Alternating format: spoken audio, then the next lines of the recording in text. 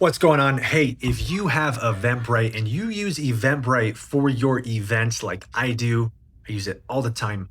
I'm going to show you right now in this video how to take an event that you have already created and how to give someone else access to it so that they can help support you on the event, whether it's giving them full access or allowing them to do certain things or see registrations, RSVPs. So right now, you need to know Eventbrite has two sides. There's one side to it where you can sign up to RSVP, and then there's the actual event organizer side. So first things first, if you haven't already, make sure you are signing up as someone who is actually going to organize an event.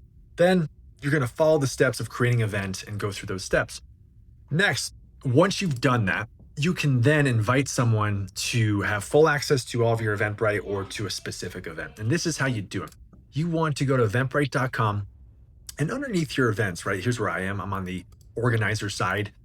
Down here, left-hand side is organization settings. I'm going to click on that.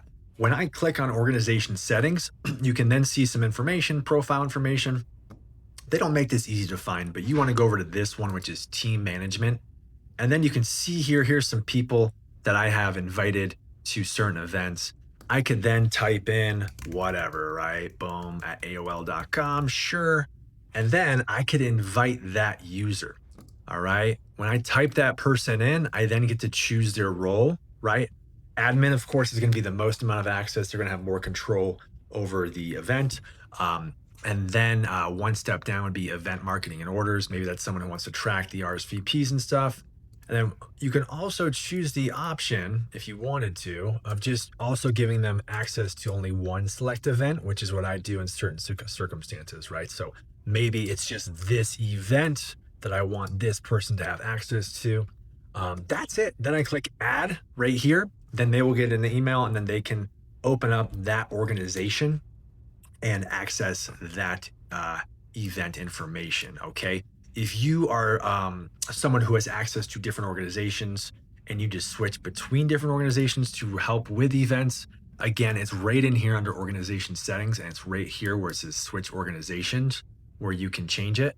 And that is how you do it. I hope that was helpful. I'm Jared Larkin with Chicago Title. Reach out with any questions. If you want to learn more other real estate marketing tips, tools, resources, ideas that help you with your marketing for your business, follow me at milehighTitleGuy.com. Take care. Bye.